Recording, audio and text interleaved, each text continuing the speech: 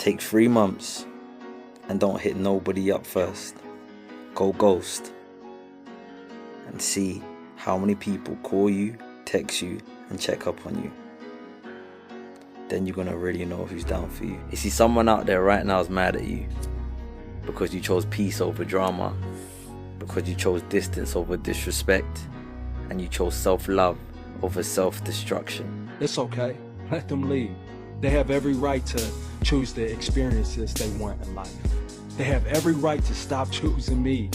But I don't have the right to stop choosing me. I have to be there for myself always.